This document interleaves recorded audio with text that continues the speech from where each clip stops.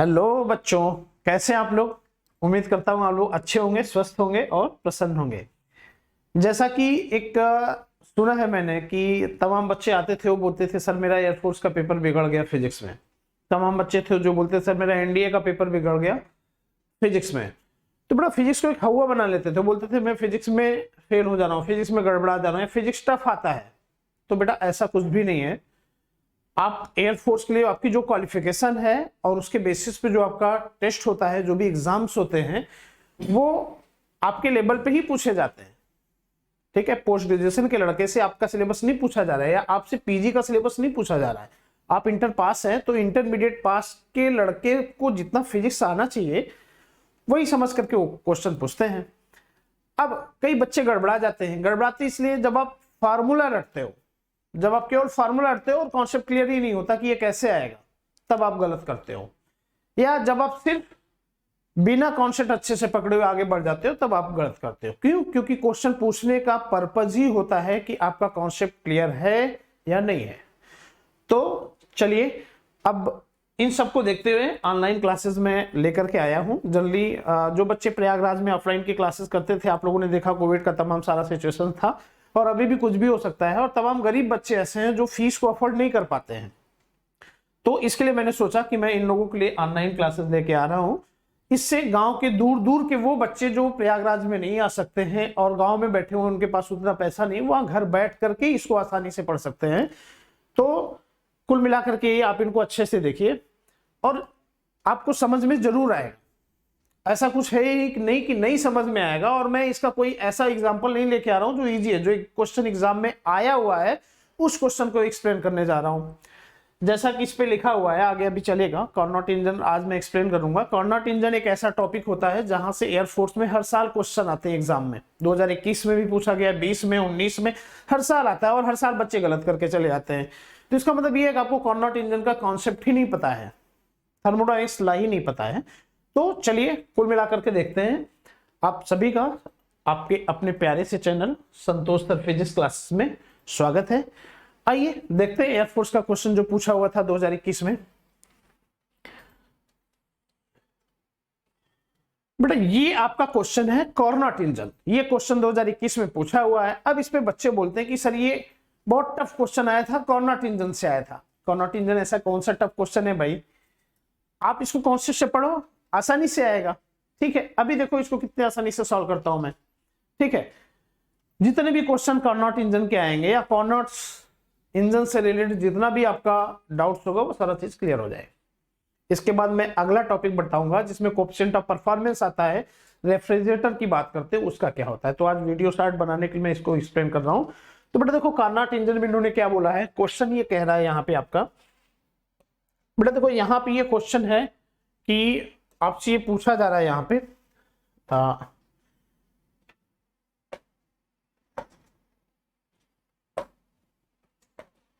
बेटा देखो यहाँ पे ये पूछा जा रहा है, इन्होंने कहा है if the efficiency of Carnot engine is 25%। बेटा कार्नोट इंजन का इफिशिएंसी 25% दे दिया गया है। तो इफिशिएंसी को हम दिखाते हैं ईटा से।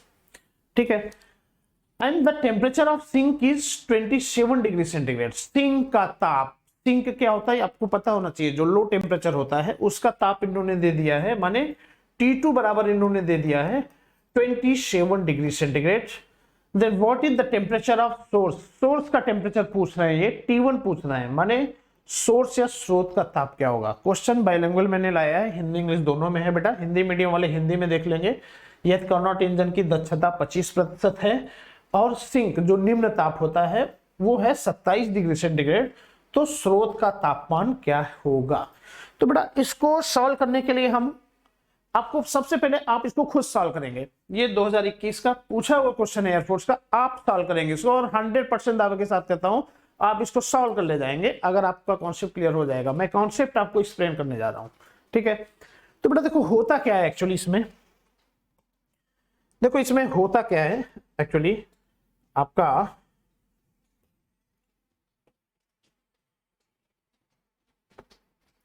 ठीक है, ये बेटा देखो यहां पे है क्या, कार्नोट इंजन। इस पे आपका चलिए ये आता है Carnot engine. Carnot engine, Carnot engine क्या होता है, ठीक है। तो बेटा देखो, कार्नोट इंजन को एक्सप्लेन करने से सबसे पहले मैं आपको बता दूं कि जो थर्मोडायनेमिक्स लॉ होता है वो जीरोथ लॉ क्या होता है, ऊष्मागतिकी का शून्य का नियम क्या होता है।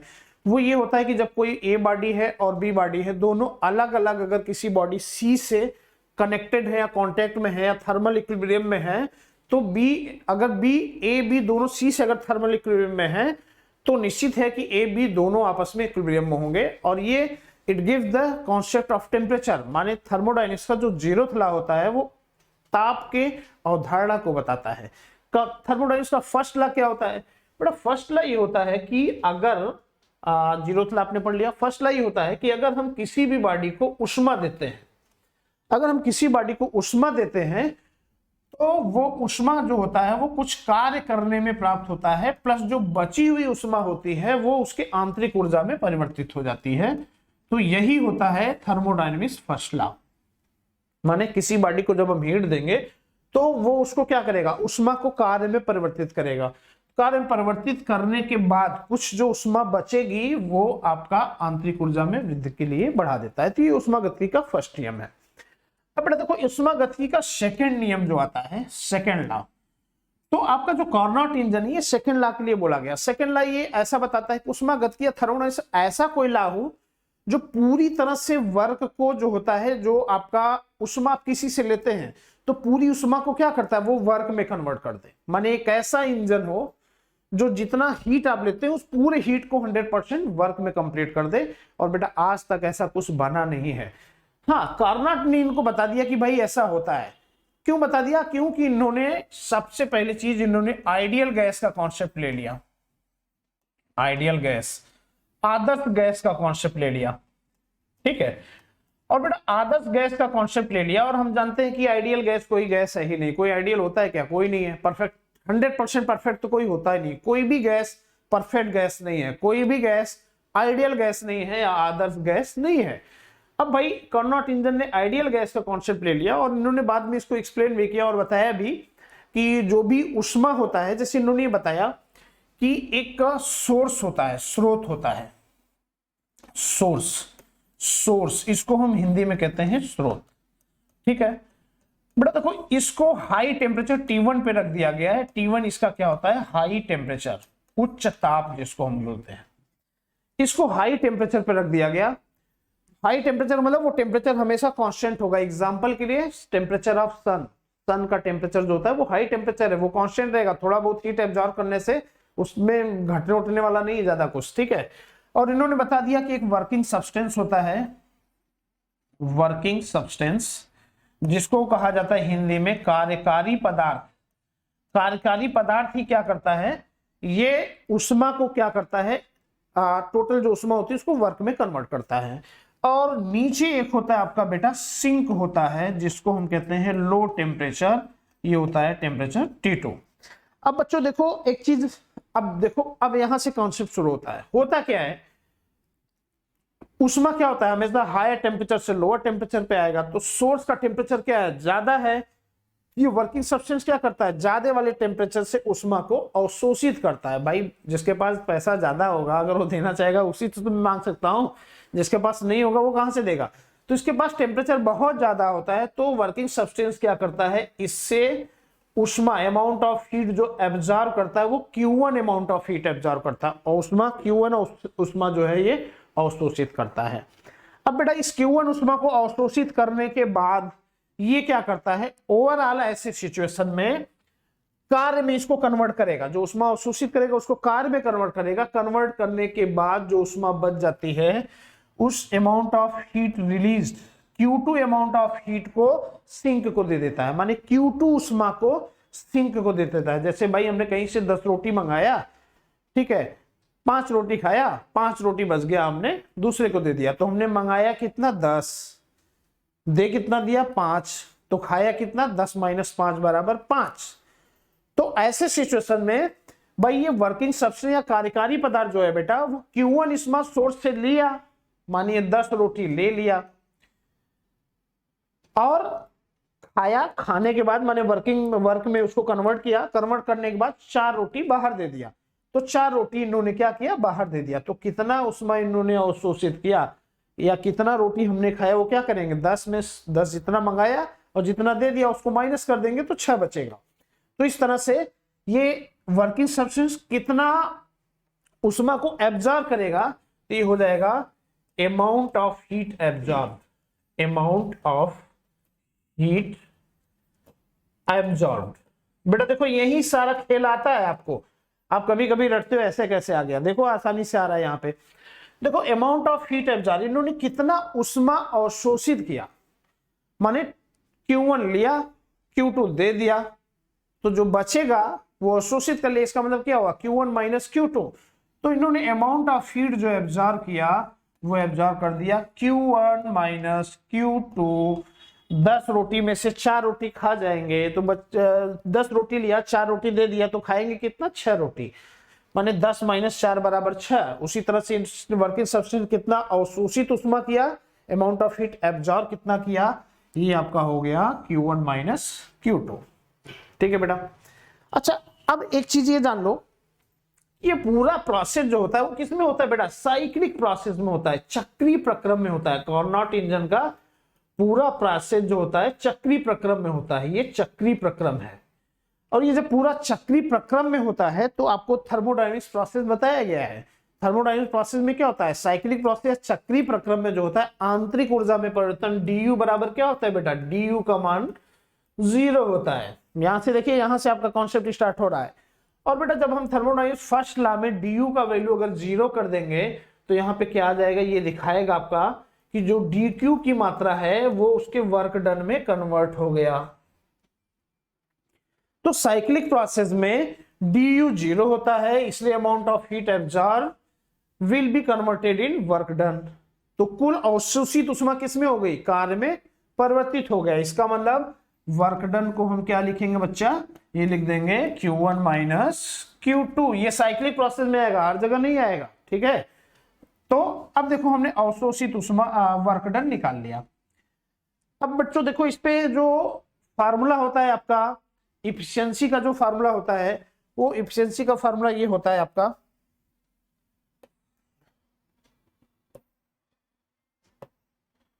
चलिए यहीं पे दिखाते हैं। तो चलिए ठीक है, इफिशियंसी का जो फार्मूला होता है बेटा, जो कार्नोट इंजन की इफिशियंसी होती है, यहां आपको बता दे रहा हूं मैं, इफिशियंसी होता है दक्षता, जिसको कहते हैं वो होता है कि उष्मा जो अवशोषित किया उस दौरान जो उष्मा लिया वर्किंग सब्सटेंस ने कितना कार्य किया, माने work done by working substance. तो वर्किंग सब्सटेंस के द्वारा जो वर्क डन हुआ कार्य कितना हो गया, W upon amount of heat absorb, अवशोषित उष्मा Q1। ये बेटा होता है आपका कार्नोट इंजन के इफिशियंसी का फार्मूला। कभी कभी एग्जांपल आपको दे देगा इफिशियंसी इतनी है, अमाउंट ऑफ हीट एब्जॉर्ब, अवशोषित उष्मा इतना है, तो कार्य कितना पड़ेगा। आपके तमाम असाइनमेंट में क्वेश्चन ये सॉल्व करवाया गया है। ठीक है, तो आप इससे सॉल्व कर लेंगे। हाँ, अगर Q इसका वैल्यू रख देंगे Q1 माइनस Q2, तो इसका एक फॉर्मूला ये भी आ गया, या इसको हम ये भी लिख सकते हैं 1 माइनस Q2 अपॉन Q1, ये भी लिख सकते हैं। और बेटा चूंकि Q2 अपॉन Q1 ये बराबर होता है T2 अपॉन T1, तो इसको हम ये भी लिख सकते हैं 1 माइनस T2 अपॉन T1। तो इस तरह से बच्चों आपका ये कार्नोट इंजन की एफिशिएंसी का फार्मूला क्लियर हो जाता है। तो कार्नोट इंजन की एफिशिएंसी का फार्मूला क्या आया, ईटा बराबर जो कार्यकारी पदार्थ के द्वारा कार्य हुआ अपॉन अवशोषित उष्मा। भाई ये कार्यकारी पदार्थ क्या किया, हाई टेम्परेचर से उष्मा को एब्जॉर्ब किया, उसको कार्य में बदला, तो वही है जो कार्य में बदला वो वर्क डन बटे कितना उष्मा एब्जॉर्ब किया। ध्यान दीजिए अमाउंट ऑफ हीट एब्जॉर्ब है, अवशोषित उष्मा है Q1, रिलीज्ड नहीं है, रिलीज्ड Q2 है। तो इतना हो गया। अगर W तीनों में से 2 चीज देता है, न्यूमेरिकल पूछता है, आप इससे सॉल्व कर लेंगे। और अगर सोर्स और सिंक का टेम्परेचर देता है तो T2 क्या है बेटा, देखो यहाँ पे T1 क्या है, सोर्स का टेम्परेचर है, हाई टेम्परेचर है, और T2 क्या है, सिंक का टेम्परेचर है, लो टेम्परेचर है। तो इसका एक फार्मूला ये भी आ जाता है। तो इस तरह से आपका यहाँ पे ये चीजें क्लियर हो गया। यही है आपका कार्नोट। चूंकि वीडियो स्टार्ट बनाना है, इससे ज्यादा बहुत ज्यादा डिस्क्राइब नहीं करूंगा, तो इतने में आप समझ चुके होंगे। अब कार्नोट इंजन का ये पूरा बेसिक्स है। आपसे पूछा जाए कार्नोट इंजन किस प्रक्रम में कार्य करता है, साइक्लिक प्रोसेस में कार्य करता है। कार्नोट इंजन में सोर्स का कोई एग्जांपल बताइए। सन होता है जो हाई टेम्परेचर पे होता है। कार्नोट इंजन में अगर वर्क डन पूछ ली, एफिशिएंसी दिया जाए, अमाउंट ऑफ हीट एब्जॉर्ब दिया जाए, तो ईटा बराबर W/Q1 होता है, तो W बराबर ईटा Q1 हो जाएगा। Amount of heat absorb, amount of heat released, अवशोषित उष्मा और जो उष्मा दिया गया दोनों दिया जाए और एफिशिएंसी पूछा जाए तो ये फार्मूला, और अगर सोर्स और सिंक का टेम्परेचर दिया जाए तो ये फार्मूला। इसके अलावा कुछ भी नहीं आता है। आप एग्जाम में इतना दे के आए हैं, आप चेक कर लेंगे इसको, ठीक है। चलिए क्वेश्चन सॉल्व करते हैं, आगे बढ़ते हैं। तो बेटा देखो, आप क्वेश्चन सॉल्व करते हैं यहाँ पे, तो ये आपका हो जाता है। चलिए यहाँ पे आते हैं, ये आपका ये क्वेश्चन है। चलिए अब आप लोगों ने ये कॉन्सेप्ट पढ़ लिया है बेटा, कार्नोट इंजन की एफिशिएंसी का कॉन्सेप्ट पढ़ लिया है, ठीक है। अब कार्नोट इंजन की एफिशिएंसी का फार्मूला मैंने अभी आपको क्या बताया, यहाँ पे देखो सोर्स का टेम्परेचर दिया हुआ है, एफिशिएंसी कितना दे दिया है 25%, ठीक है। एफिशिएंसी इन्होंने दे दिया है, चलिए यहाँ पे देखो एफिशिएंसी इन्होंने दे दिया है 25%। टेम्परेचर ऑफ सिंक 27 डिग्री दिया हुआ सेंटीग्रेड, और टेम्परेचर ऑफ द सोर्स पूछ रहा है, माने इन्होंने ईटा का वैल्यू दे दिया है, एफिशिएंसी दे दिया है 25%। 20% माने 20/100, 10% माने 10/100, 25% माने 25, 100 में कितना, तो 25% का मतलब 25/100। एफिशिएंसी ये दे दिया गया है। इसको और भी सॉल्व कर लीजिए आप, तो आ जाएगा 1/4। तो आपका एफिशिएंसी दे दिया गया है बेटा। और इन्होंने क्या किया, सिंक का टेम्परेचर दिया है। सिंक का टेम्परेचर क्या था, T1 हाई टेम्परेचर था, T2 लो टेम्परेचर था, सिंक का टेम्परेचर था, और सिंक लो टेम्परेचर पे होता है। तो T2 बराबर यहाँ पे आ गया आपका, T2 बराबर क्या आ गया 27 डिग्री सेंटीग्रेड। अब बच्चों ध्यान दो, यहाँ पे केल्विन में क्वेश्चन सॉल्व किया जाता है, तो सेंटीग्रेड को केल्विन में बदलेंगे तो क्या हो जाएगा 273, इस पे हम जोड़ देंगे तो कितना आ जाएगा 273, ये 300 केल्विन आ जाएगा। तो बेटा देखो आपका टेम्परेचर सिंक का पता चल गया। सोर्स का टेम्परेचर ये पूछ रहा है, माने T1 पूछ रहा है, T1 का वैल्यू क्या हो जाएगा। तो इनको हम आसानी से सॉल्व कर देंगे। कैसे, ये हो जाएगा एफिशिएंसी बराबर क्या होता है बच्चों 1 - T2/T1। ये हो जाएगा 1/4 बराबर 1 - T2 की जगह क्या हो जाएगा 300/T1। अब बेटा देखो ये क्या हो जाएगा, ये आ जाएगा 300/T1, ये बराबर देखो 1 - 1/4, तो ये क्या हो जाएगा 3/4 हो जाएगा, ये कट जाएगा 100 आ जाएगा, तो यहाँ पे आ जाएगा 400। ये T1 बराबर आ जाएगा 400 केल्विन। आपका आंसर आ गया। अब आपको ध्यान देना है, T1 माने टेम्परेचर ऑफ सोर्स आपने निकाल लिया, कितना आ गया बच्चों 400 केल्विन, ठीक है। लेकिन आपका ऑप्शन तो सेंटीग्रेड में दिया हुआ है, गलती से 400 सेंटीग्रेड पर मार देना, तो क्या करोगे, सेंटीग्रेड में 273 जोड़ते तो केल्विन में आ जाता है, केल्विन में 273 माइनस कर दीजिए तो सेंटीग्रेड में आ जाएगा। तो बेटा क्या हो जाएगा 400 माइनस कितना कर देना है 273, तो कितना आ जाएगा बेटा 10 में से 3 गए 7, 9 में से क्या हो जाएगा, यहाँ पे 9 में से 7 गए 2 हो जाएगा, और आपका ये आ जाएगा 1 आ जाएगा। तो ये आपका आ गया ओवरऑल 127 डिग्री सेंटीग्रेड। माने सोर्स का जो टेम्परेचर आएगा, स्रोत का जो टेम्परेचर आएगा वो 127 डिग्री सेंटीग्रेड आएगा, ठीक है। और केल्विन में पूछता है तो 400 केल्विन आएगा। कौन सा टफ क्वेश्चन था बेटा, कोई भी टफ क्वेश्चन नहीं था, आसानी से इसको सॉल्व करेंगे। और ये आपका 2021 में एयरफोर्स में पूछा हुआ क्वेश्चन है। तो किसने कहा कार्नोट इंजन टफ होता है, बस कुछ नहीं करना है, आपको ये जानना है कि सोर्स हाई टेम्परेचर पे होता है, उसके बाद एक कार्यकारी पदार्थ होता है जो सोर्स से उष्मा को लेगा, लेने के बाद उसको कार्य में बदलेगा, बदलने के बाद कुछ उष्मा को अवशोषित करेगा, फिर जो बची हुई उष्मा उसको बाहर भेज देगा।